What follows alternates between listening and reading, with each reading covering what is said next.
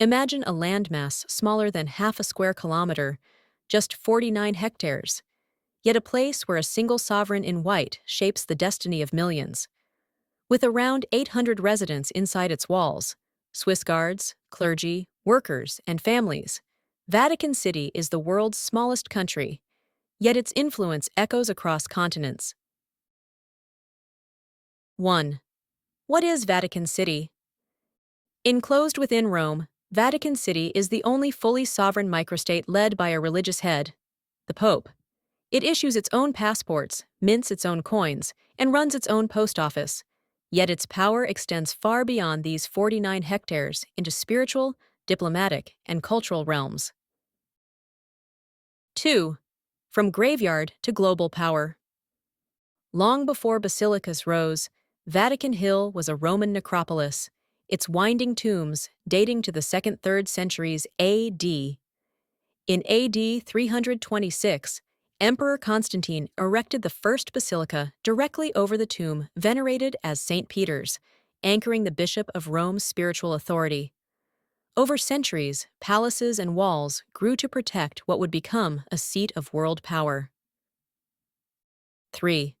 Birth of a country. The Lateran Treaty.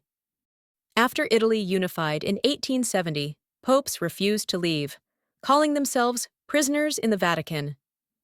Then, on February 11, 1929, Pope Pius XI and Mussolini signed the Lateran Treaty, recognizing Vatican City as an independent country under international law, complete with its own legal system, postal service, and sovereign status. 4th, 10 popes who shook the world. Popes aren't just religious figures, they've shaped the course of history. From negotiating with barbarian kings to launching global missions, the papacy has changed the world in ways you might never have imagined. Here are 10 popes who shook the world, for better or worse. Leo I. When the Western Roman Empire teetered, Attila the Hun advanced on Italy in 452. With armies shaken, it was Pope Leo I who rode out, unarmed and unescorted, to meet Attila at Mantua. Through calm negotiation, he persuaded the Hun to spare Rome and retreat north. This act didn't just save a city, it cemented the Bishop of Rome as a power broker whose spiritual sanction could rival any general's sword. From that moment, popes weren't mere pastors of the faithful, they were pivotal players on Europe's grand stage. Gregory I. Gregory the Great reshaped the Church from altar to peasant. He standardized liturgy, commissioning what we now call Gregorian chant, a musical legacy still sung in cathedrals today. He organized relief for Rome's poor during plague and famine, transforming the papacy into both spiritual shepherd and civic administrator. In 597, he dispatched Augustine of Canterbury to England, launching a wave of missions that welded Anglo-Saxon kingdoms to Rome's authority. Gregory's blend of pastoral care, artistic vision, and missionary zeal defined medieval Christendom's contours. Urban II. Amid mounting tension with Islam, Pope Urban II convened the Council of Clermont in 1095. With a stirring call, "God wills it," he launched the First Crusade, promising knights both spiritual reward and earthly adventure. Thousands rallied, carving out crusader states in the Levant and forging centuries of conflict, trade, and cultural exchange between East and West. Urban's speech didn't just spark war, it forged a pan-European identity rooted in a shared religious mission. Innocent III. By the turn of the 13th century, Innocent III wielded papal authority at its zenith. He claimed supremacy over kings, excommunicating England's King John and placing France under interdict to enforce papal will. In 1215, he convened the Fourth Lateran Council, issuing 70 canons that defined Catholic doctrine, most famously declaring the Eucharist transubstantiated. He even authorized the Fourth Crusade, whose diversion to Constantinople reshaped East-West relations. Innocent's papacy proved that religion and politics were inseparable. Alexander VI.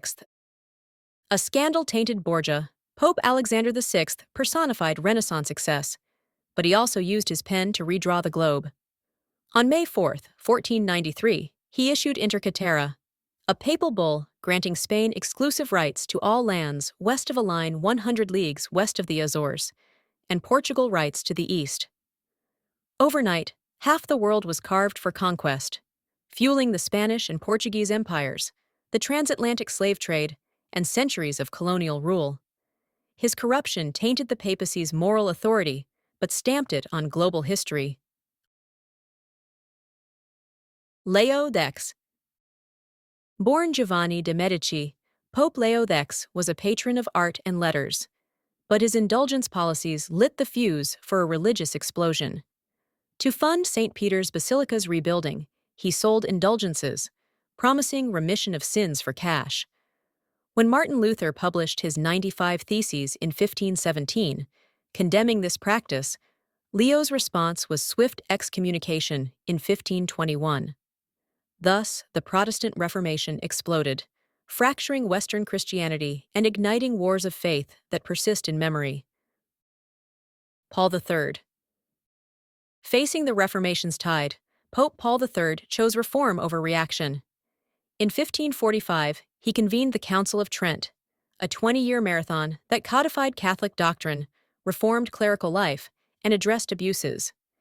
He also formally recognized the Society of Jesus, the Jesuits, tasking them with education, missions, and defending the faith.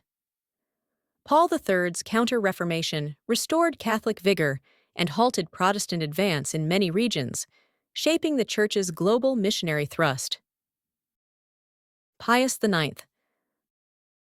The longest-serving pope, Pius IX, navigated turbulent times. After losing the Papal States to Italian unification in 1870, he convened Vatican I, 1869-70, and solemnly proclaimed papal infallibility when he spoke ex cathedra on faith and morals. Though he surrendered earthly territory, he fortified the Pope's spiritual dominion, ensuring that, even without armies or land, the occupant of the chair of Peter spoke with unchallengeable authority on core beliefs. John XXIII. Known as the Good Pope, John XXIII shocked the world by calling Vatican II in 1962, a council designed to open the windows of the Church.